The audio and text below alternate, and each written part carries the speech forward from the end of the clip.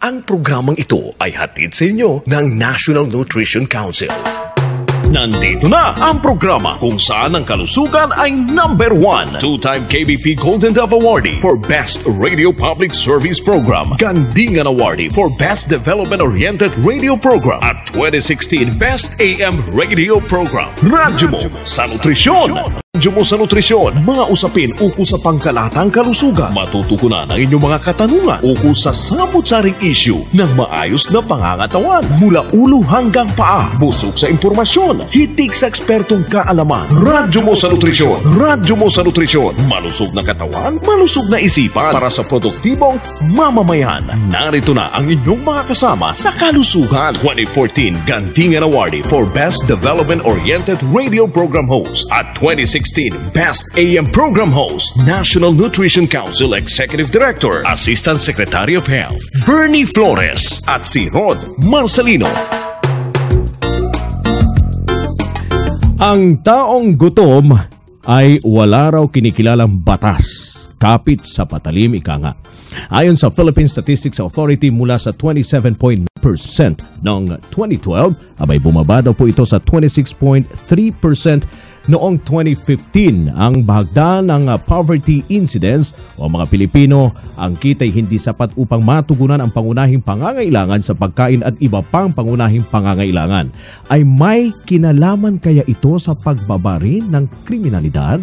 Dahil ayon naman sa Philippine National Police, mula po sa mahigit 600,000 na italang krimen sa unang bahagi po ng 2014, bumaba ito sa mahigit 5,000 na kaso po na lang sa parehong mga buwan ng 2015. Nangunguna sa mga krimen na ito ang mga kaso ng physical injury, theft at robbery. Ako po si Rod Marcelino. Welcome sa Radyo mo sa Nutrisyon Year 7. Malusog na katawan, nutrisyon ang kain. Aalamin natin ang kaugnayan ng kampanya laban sa kriminalidad at ng pagsugpo po sa gutom at kahirapan ng ating mga kababayan, kasama ang ating ninang sa wastong nutrisyon, Assistant Secretary of Health at Executive Director po ng National Nutrition Council, Bernie Flores. Magandang hapon po, Asik Bernie. Magandang hapon, Rod, at magandang hapon sa lahat ng nakikinig sa Radyo mo sa Nutrisyon. Yung mga suki. Pero may bago pala tayong suki, Rod. Nadagdagan na. Hindi na lang 1 million. Umabot na tayo sa mga nasa 1.8. At saka alam mo ba, mga fans ni PDA, PADEA Director Derek Arnold Carion. Sabihin ko yung mga pangalan. Sige po. Actually, mga staff namin sa Region 10 sa Cagayan de Oro. Isang beses lang si Sir diba? Derek Carion. Kinikilig sila eh. May mga fans na kaagad. Pinsan ko po yun. So sila Liway, Sheena, Faith, Princess, Jennery, Hermie, Amer at Ahmad, at syempre yung kanilang bossing Small But Terrible Mitch, at saka si Ate Efril. Yan, nakikinig sila at nanonood ngayon. Thank you for tuning in and for watching. Na yung fans mo. Oo, nasa 1. At saka fans ni Director Carion. 1.8 na talaga tayo. Yung mga fans natin. Oo.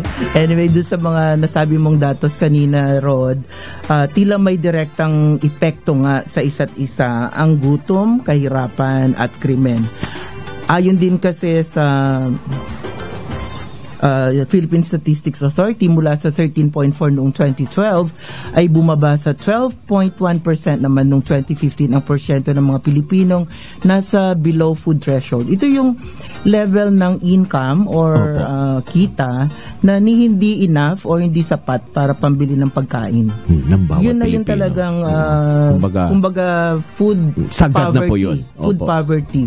Halimbawa, arawan 450 ngayon halimbawa sa Manila, pero ang kita niya mga 250 lang. Yung mga nasa Divisoria diyan ng mga sales lady, 150 lang ang arawan. Hindi na yan enough. Even sa pagkain pa lang. Kulang na kulang. So yun, pero sabi naman ng Statistics Authority, bumaba naman ng konti yung porsyento ng mga Pinoy na nandun sa ganung level ng kahirapan.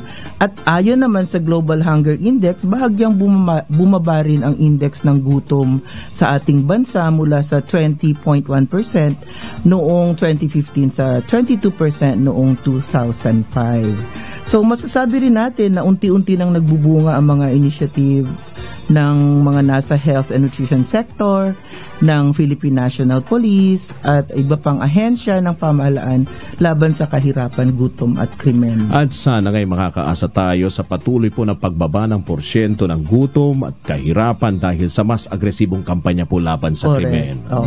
Yan naman talaga ang hangad ng lahat eh.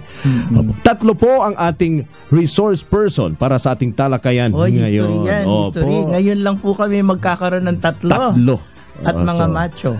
Magandang talakayan dahil tatlo yung ating guest. Opo. So, makakapanayam natin sa kabilang linya si PNP Spokesperson Police Senior Superintendent Jonardo Carlos at makakasama naman natin ma'am dito po sa ating studio si Police Superintendent Raymond Sales, Officer in Charge po ng Philippine National Police General Hospital at si Police Senior Inspector Michael Go, Psychologist ng Philippine National Police General Hospital. Unahin natin yung ating guest na nasa kabilang linya. Opo. Police Senior Superintendent Jonardo Carlos, sir, magandang hapon po at welcome po sa Radyo Mo sa Nutrisyon.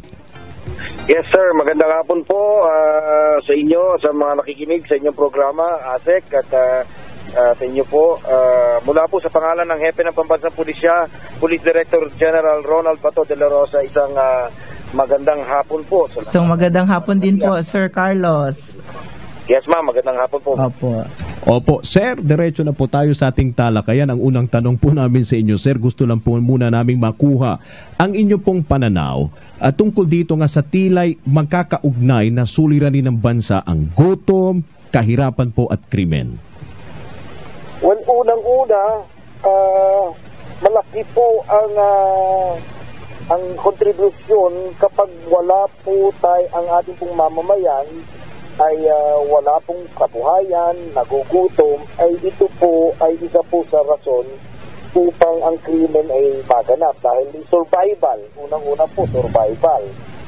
To survive, sometimes they resort to commit a crime, particularly to be able to feed themselves and their loved ones. So, meron pong koneksyon, yan po sa krimen, ngunit ang naman po ng gobyerno nandyan po upang tugunan itong problemang ito. Opo. Ma'am, may ano po. Sir, ano po ba yung mga programa ng pamahalaan, particular po ng PNP, tungkol po dito sa tatlong problema, sir?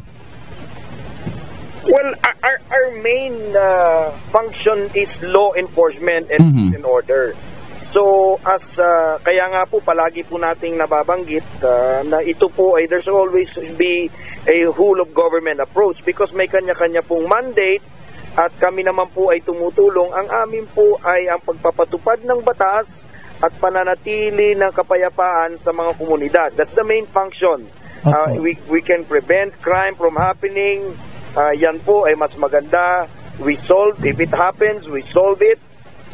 And make those who are responsible face the crime before a court. Yan po yung aming trabaho at sa atin po ay kung pagdating naman po sa problema po ng gutom, kawalan ng trabaho, we help the right agencies by providing them the necessary support. So, sir, batanong ko naman po. Sir? Yes, ma'am. Apo. Maliban po dun sa ating very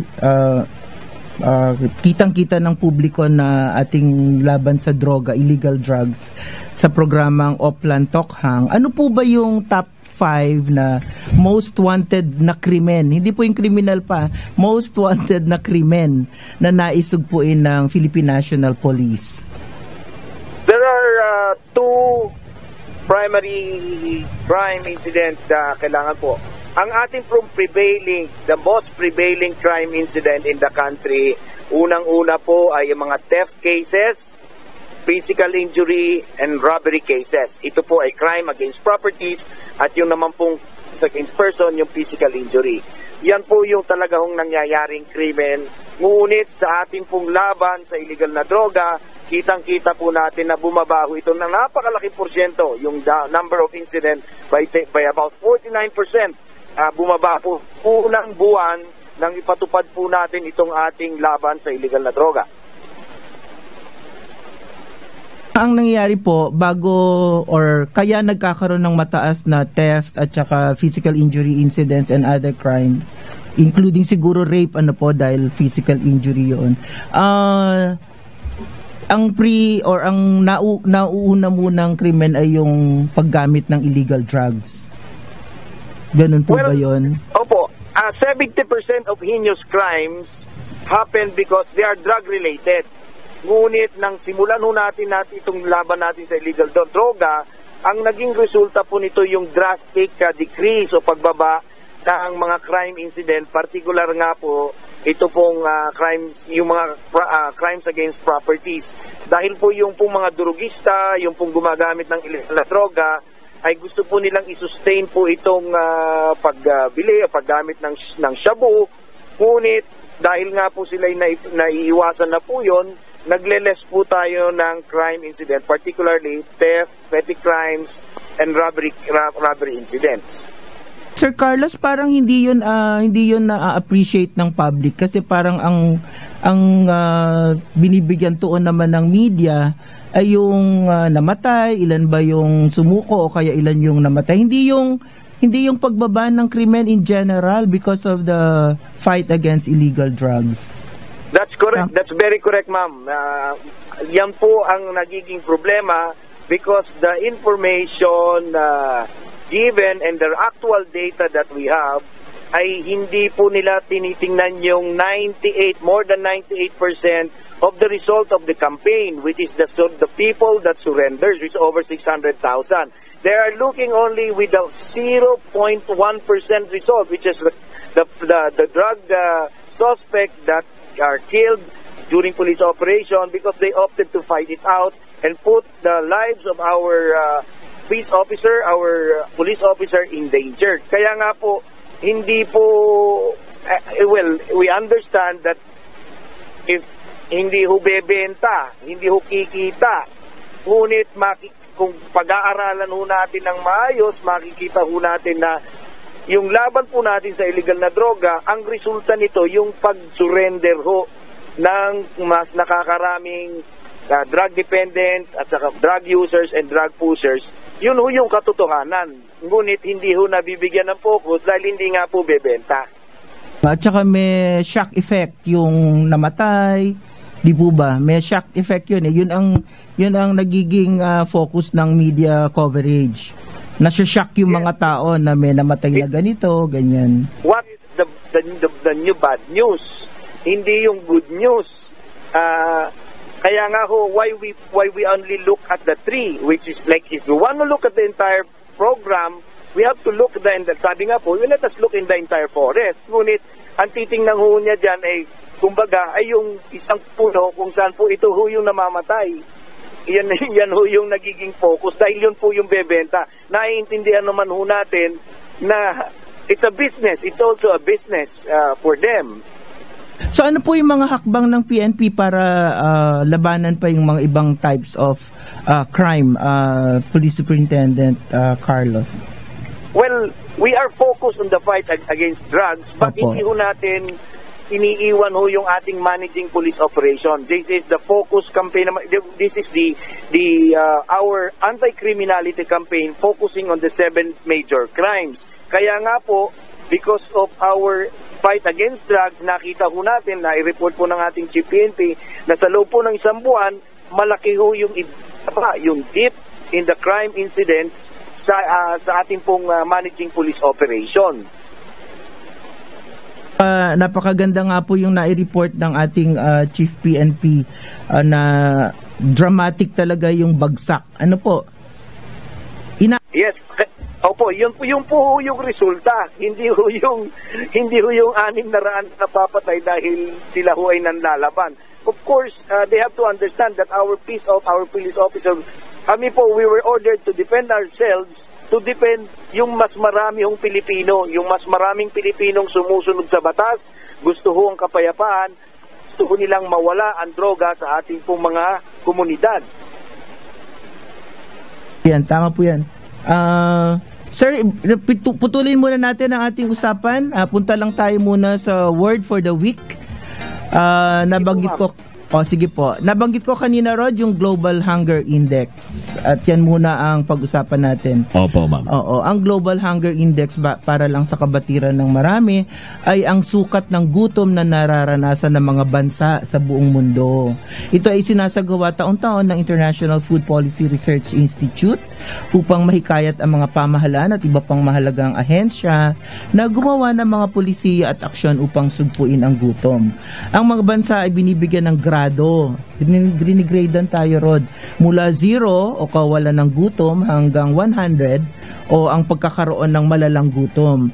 Ito ay nakakalkula sa pamamagitan ng 4 na bahagi o dimension ng gutom: ang undernutrition o level ng malnutrition sa isang bansa, child wasting o mababang timbang kumpara sa taas ng mga kabataan, child stunting o mababang taas naman kumpara sa edad, at child mortality o dami ng batang namamatay sa edad 5 pababa. Noon ngang 2015, ika-53 ang Pilipinas sa 104 na bansa na may mababang antas ng gutom. Tayo ay nagtamo ng markang 20.1. So parang medyo nasa gitna na tayo. Dapat kasi 0 eh. Opo. Pabaliktad eh. 0 ang grade, walang gutom. Pero, pag 100 ang grade na malala yung sitwasyon. Malala yung gutom. Ganun pala yun, ma'am. 20.1 ang ating score last year. So yan po ang ating nutrition word for the week, ang Global Hunger Index. So hindi lang pala yung gobyerno natin ang nagmo-monitor. Oo, minomonitor tayo ng buong mundo. Kaya minsan nakakahiya pagka medyo mataas yung ating pagka pinagkumpara-kumpara tayo. Kasi pag sinabing issue ng kagutuman, naku, ano na yan eh. Nakakabit na yan. Oo. Kaya ito ang pinag-uusapan natin, crime, kahirapan, gutom. Opo. Sa puntong ito, mga kasama, mamimigay po kami ng hindi po ng house and lot, kung hindi tig 200 pisong cellphone load sa unang 10 na makapagpapadala po ng tamang sagot sa ating text question of the week. At ang ating pong text question of the week ay ano ang mga hakbang ng Philippine National Police upang sugpuin ang krimen. Magbigay lamang po ng 2. Naku, napakadali. Madami yan, pero dalawa lang ang hinihingi po ng ating ninang. I-text po ang inyong sagot sa ganitong format: full name, ang edad, eksaktong address. Pag sinabi po nating eksakto, syempre nandyan po yung street, barangay, bayan o lungsod at lalawigan. At ang inyong sagot, mga kasama, ito po ay isend sa 0908-579-6898. Sa mga nais naman magtanong, mag-text, mga kasama, sa 0921-431-1044. At sa mga naka-smart sa 0927-650-6795. Pwede rin po kayong tumawag sa 8822-2374. Okay, so ceasefire po muna tayo sa talakayan. Pero wag po kayong alis, mga ka-nutrition. Magbabalik po ang radyo mo sa nutrisyon. Radyo mo sa nutrisyon. Pang-10 kumainment, Mangmoy. Maging aktibo, iwasan ang alak, huwag manigarilyo. Wala akong ganyang bisyo. Very good, Elmer. Maraming bagay ang nagdudulot ng stress at ng sakit, tulad ng cancer, heart disease, diabetes. Simple ang sekreto. Kumain ng tama, magpalakas ng katawan, maging aktibo. Game ako dyan, Mangmoy. O sige, Elmer, mamaya pagpunta natin sa kantin, maghagdan tayo. Ha? Hanggang 10th floor? Sundin ang 10 Commandments para sa sigla at lakas ng buhay. Paalala ng National Nutrition Council ng DOH. Mangmoy, kanina pa tumatawag itong si Miss Eloisa. Good morning, Miss Eloisa. Mangmoy, kapag may edad na, kailangan pa ba mag-exercise? Dapat. Commandment number 9. Panatilihin ang tamang timbang. Sa pagtanda natin, bumabagal ang metabolismo. Kaya dapat bantayin ang ating timbang. Mag-ehersisyo, maglakad, magsayaw. Talaga? Mangmoy, pwede ka bang maimbitang mag-ballroom dancing? Ha? Sundin ang 10 Commandments para sa sigla at lakas ng buhay. Paalala ng National Nutrition Council ng DOH. Radyo mo sa nutrisyon. Mga kasama, nagbabalik po ang radyo mo sa nutrisyon at kasama pa rin po natin sa ating linya si PNP Spokesperson Police Senior Superintendent Jonardo B. Carlos, at dito naman sa ating himpilan, mga kasama, si Police Superintendent Raymond Sales, Officer in Charge ng Philippine National Police General Hospital, at Police Senior Inspector Michael Go, Psychologist ng Philippine National Police General Hospital. Police Senior Superintendent Carlos, sir, fast forward tayo. Ano po ba yung mga goal and vision po ng PNP sa pagtatapos ng Duterte administration hinggil po sa krimen. Okay. Mukhang nakaroon ata tayo ng problema sa linya ni Sir Carlos. Balikan natin. Oo. Okay na. Okay na ba? Nandiyan na si Senior Superintendent. Naputol daw. Naputol. Alright. Siguro ma'am, dito muna tayo kay ano po? Sige po, tanungin ko naman muna si Police Superintendent Sales po. Opo. Sir, kamakailan lamang po kasi naglunsad si PNP Chief De La Rosa ng exercise program para sa mga kapulisan. Paano po makakatulong ang pagiging fit ng mga pulis para labanan naman ang krimen? Good afternoon po. Sige po, opo. Sir Rod, no? Opo, sir, magandang hapon po. I think it was Wednesday po, no? August 17, launch ang PNP sa pangunguna ni Chief PNP De La Rosa nung Comprehensive Physical Fitness Program. Yung nagsumba. Yung nagsumba po sa pinakita sa news, nasa grandstand po. Opo. So, para lang po sa kaalaman ng nakakarami, ito pong Physical Fitness Program ng PNP has been in place ever since. Meron po kami yung tinatawag na hataw, which happens every Tuesday and Thursday po ng hapon. Ang nangyari po dito, tuwing Tuesday and Thursday ng hapon, yung mga empleyado ng kapulisan nagkukumpul-kumpul po sa grandstand at nag-exercise po. Pero recently, it was renamed into Calisthenics eh. So tuloy-tuloy pa rin po ito. Ngayon, yung physical fitness test po naman to, previously it happens twice a year po. No, lahat kami mga kapulisan, based dun sa age namin, nagpe-perform kami ng exercises accordingly. Tapos ginigradean kami twice a year.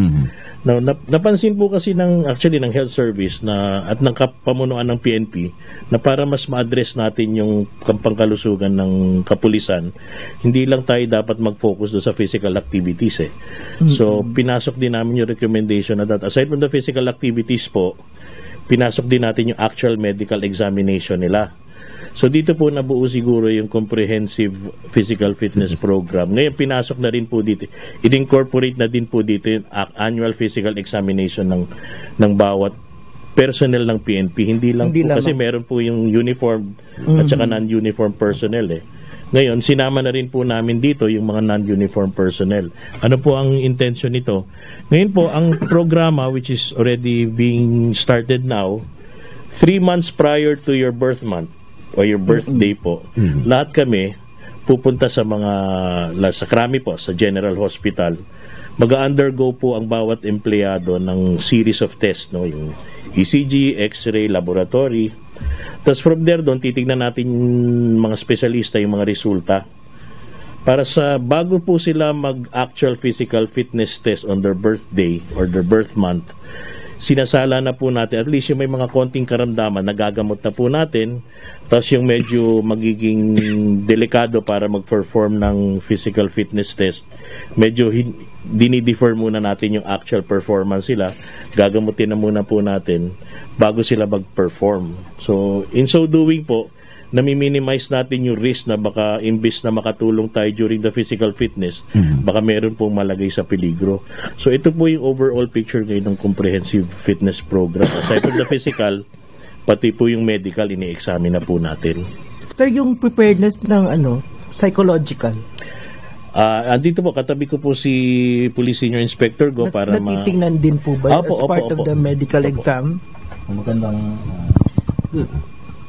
Magandang hapon po sa ating tagapakinig. Sa part naman po ng naming mga psychology sa PNP General Hospital, may mga program din po kami na kung saan ang ating mga kapulisan ay periodically chine-check po natin through psychological evaluation kung talagang sila ay mentally fit pa para gampanan ang pagiging isang pulis. At kung makita naman po natin meron silang psychological problems, ito po ay ating binibigyan ng mga counseling para ma-resolve nila yung kanilang mga pinagdadaanan o problema sa buhay. Sir, Doc, meron po ba ng mga common psychological problems na nakita na kayo over the years? Ang kadalasan po namin nakita yung depression. Kadalasan yung kaya tawag natin na matinding kalungkutan. Pag hindi po natin na-check yan sa isang pulis, delikado po kasi Ang isa pong kasamang symptom ng depression, maaaring siya ay mag-isip na mag-suicide. Suicidal tendency. Ang pagkakaroon ng baril ay isang risk factor para sa isang pulis. Best example yung nangyari sa MPD. Di ba, sir? Yung nag-amok yung isang pulis doon. Yun po, yung isang example. Kaya nga po kailangan, in-encourage din po namin yung kanilang kasama sa trabaho, particularly yung kanilang commanding officer na dapat kung may napapansin ng kakaibang kinikilos yung isang pulis ay agad itong i-refer sa amin para mabigyan kagad ng proper medical attention or psychological services. And yung depression, sir, is brought about by what? Ano yung marami pong saninyan. Maaring siya ay nagkaroon ng frustration sa kanyang trabaho o maaari na mga sa kanyang pamilya, merong mga marital problems na kinakaharap ng isang pulis na nadadagdagan dahil nga yung kanyang trabaho bilang pulis ay isang mahirap na profesyon. Mukhang okay na ata, ma'am, Senior Superintendent Leonardo Carlos. Balikan natin yung discussion natin mamaya, pero... Opo, ma'am. Sir, magandang hapon po uli. Yes, sir. Magandang hapon po. Opo. So, balikan ko lang po yung tanong kanina tungkol po sa goal and vision po ng PNP. Ano po yung goal and vision ng PNP sa pagtatapos po ng Duterte administration? Partikular po sa problema ng krimen po. Well, kami po, unang-una for the next 6 years, yung medium-term development plan, nakapokus po tayo sa drugs. Opo. So, drugs, criminality, and corruption. So that is the campaign, that is the thrust of the Philippine National Police. Ito rin yung utos ng ating presidente. Kaya if we will be able to deliver this to the public, to the people po, and na mas mabilis na panahon, then makakapokus din po tayo sa iba. But ito nga po, talaga kung lalabanan natin sa susunod na 6 na taon, ay itong droga, kriminalidad, corruption, ang nasabi na po ni PNP, after the focus campaign in the illegal drugs, susundin namin yung illegal gambling. At the same time naman po, ay mapangalagaan din po yung ating pong mga pulis, yung pangangailangan, para maging professional at ang serbisyo po ng ating PNP, hopefully in the next 6 years under the Duterte administration, tunay nga pong tumutugon doon sa aming PNP Transformation Program. So very holistic na ngayon ang approach. Ano po? Yes, there's our transformation program as stated in our vision is by 2030 with the aid of God Almighty. Ito po will be a professional, highly capable, credible police force. So, tuloy-tuloy ho yan. Diyan ho kami nakaangkla sa vision na yan na ang ating pong police ay professional at talaga hong maaasahan. At along the way, may mga wins na po tayo, may napanalunan na po tayo dyan. Sa kasalukuyan nga po, ay ang gusto naming ma-deliver ay alisin ang droga sa komunidad, alisin ang korupsyon sa hanay ng pambansang pulisya, at panatiliin hong maayos ang ating komunidad, labanan po ang lahat po ng klase ng krimen at pababain ho ito kung hindi man ho natin sila mapipigil ng 100%. Sir, ano naman po ang nakikita niyong balakid sa inyong mga layunin? Paano niyo naman po binabalak harapin itong mga challenges na ito? Well, unang-una po, meron po tayong mga panukalang batas na inihahatid po natin sa Kongreso. Ito po yung pagkakaroon po ng reorganization ng ating pambansang pulisya para tugunan po yung batas na Republic Act 8551. Yung ating pong pangangailangan sa pamamagitan po ng proposed PNP Modernization Bill, inailalagay po natin yung mga pangangailangan po ng ating pulis. Sabi po ng Chief PNP, deliver or be able to get the basic requirements of the police before we go to the must-have. Ito pong mga proposal for body camera, taser. We must be able to uplift the decent and have a decent living for our police officers. Yung pangangailangan po, yung education po ng ang kanilang mga anak, yung bahay, para tuloy-tuloy 100% po na nakapokus po yung ating mga kapulisan sa pagsiservisyo sa mga komunidad. Sir, yung pananaw sa inyo sa kapulisan ng mga ordinaryong tao, ng mga communities natin, sa mga barangay, kasi dati, pag pulis parang negative ang tingin, di po ba? Paano po natin lalabanan yung ganong perception? Well, mahirap pong labanan yung perception, but the current state or the now how yung ating pong mamamayan ay mataas po yung pagtanggap sa ating pong PNP. Ang sa atin lang po ay huwag po natin i-create yung negative perception. Ibigay ho natin yung totoong informasyon. At yun po ang problema po kasi is nabibigyan ng maling perception sa pagbibigay po ng maling informasyon. Kaya po, yun ang hinihiling natin na pakinggan yung tamang informasyon. Ang sabi po ng PNP namin, we will always come or appear before the public with clean heart and clean hands. Mm-hmm. Okay. Senior Superintendent Carlos, sir, tanungin ko lang din po si Senior Inspector Go dahil kasama din po natin ngayong hapon dito sa studio tungkol naman po sa rehabilitation programs ng PNP. Opo. Senior Inspector Go, ano po yung mga rehabilitation programs ng PNP para sa mga detainee upang mapangalagaan po yung kanilang karapatan gaya ng yung mga sumurrender dahil sinasabi nga ni President Duterte parang more than 600,000. Opo. Yung bilang ng mga sumusuko po ngayon. So talagang sabi pa niya, problema to. Kung saan ilalagay. Opo. Ang estimated total 3 million. 3 million yung mga drug dependents. Opo. So ano po yung ginagawa rito ng ating kapulisan? Sa ating custodial center inside Camp Crame, ginagawa na po namin yan continuously na pag meron po tayong mga detainee na kailangan ng medical or psychological services, nire-refer naman po ng custodial center sa PNP General Hospital para mabigyan natin sila ng karampatang lunas. Doon naman po sa rehabilitation, meron pong proposal ng PNP in coordination with Department of Health na bumuo ng isang rehabilitation center para makatulong sa dumadaming sumusuko ng mga drug user para naman ma-rehab natin sila at maibalik sa lipunan na isang productive and kapaki-pakinabang na mamamayan.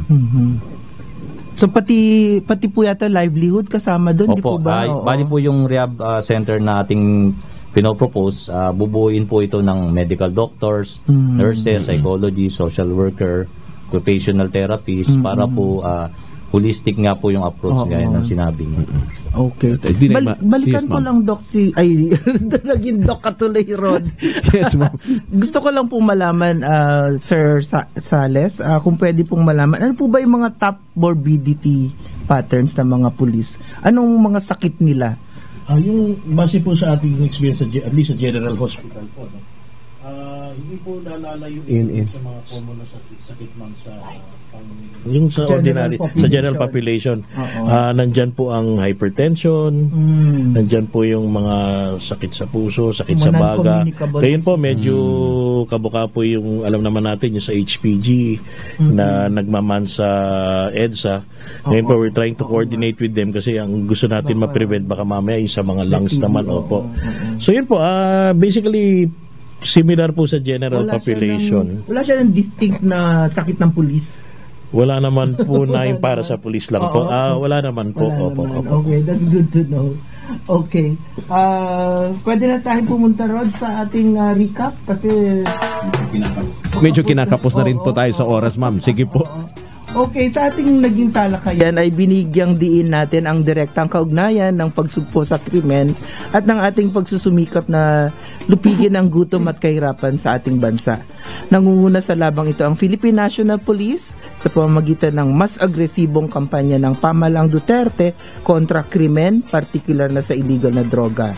Katuwang ang iba't ibang ahensya gaya ng Department of Health, nabanggit kanina Department of Social Welfare and Development, mga lokal na pamahalaan, National Nutrition Council, na patuloy na nagsasagawa ng mga programa at polisiya, unti-unting naiaangat ang buhay ng bawat Pilipino.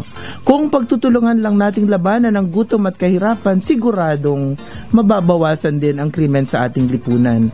At sa pamamagitan ng multisectoral approach ng pamahalaan, ay makakaasa ang sambayan ng Pilipino na tuluyan na nating maiwawaksi ang gutom gutom, kahirapan at krimen sa buong bansa sa mga susunod na taon. Gaya ng sinasabi nga kanina ni Senior Superintendent Carlos, bumaba nga talaga yung meron na ng proof. May evidence na. May resulta na. Opo. Nakasama natin ngayong hapon sina Police Senior Superintendent Jonardo B. Carlos, ang tagapagsalita po ng PNP, at si Police Superintendent Raymond Sales, Officer in Charge ng Philippine National Police General Hospital, at si Police Senior Inspector Michael Go, psychologist po ng Philippine National Police General Hospital. Unahin natin yung mensahe mula kay Senior Superintendent Jonardo Carlos. Sir, ang inyo pong mensahe para sa ating mga tagapakinig po.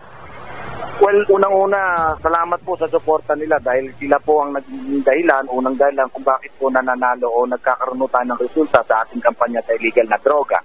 So patuloy lang nilang suportahan ang ating PNP, Police Director General Ronald Bato de la Rosa, upang ituloy natin itong laban na to. Focus po tayo for the next 6 months kung anong maging resulta nito. Tuloy po tayo sa iba pang laban. Huwag lang nilang kalimutan na habang ginagawa po natin ito ay ang ating pong laban sa kriminalidad at korupsyon ay sinasabay po natin at hindi po natin ito iniiwan. So maraming salamat po sa ating mamamayan sa kanila pong suporta. Maraming salamat din po, sir. Mabuhay po kayo. Mabuhay, sir. Thank you very much. Police Senior Superintendent Jonardo Carlos, mga kasama tagapagsalita ng PNP. Kay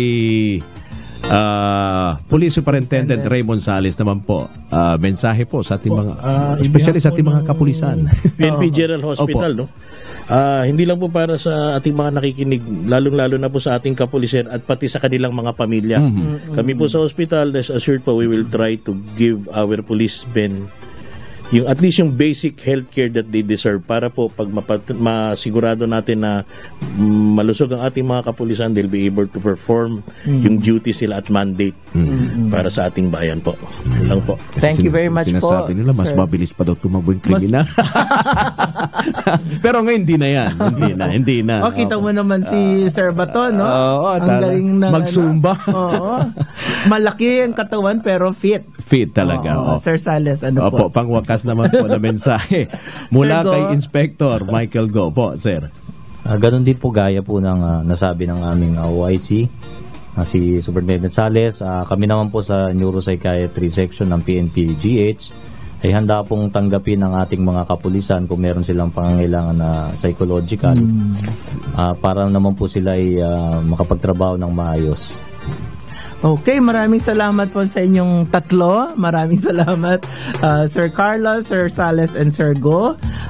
Samantala, Rod, heto yung mga makakatanggap ng tig 200 pisong cellphone load. Sila po yung 10 nag-text ng tamang sagot sa tanong natin na ano ang mga hakbang na gagawin ng PNP upang sugpuin ng krimen. Magbigay lamang ng 2. Ang mga pwedeng answer Plan Tokhang, Law Enforcement, Managing Police Operations, Police Visibility, Pagpapanatili ng Peace and Order.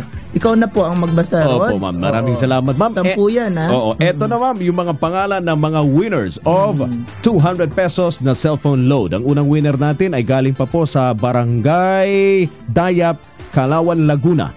Sheila Branero, 40 na siya, ma'am.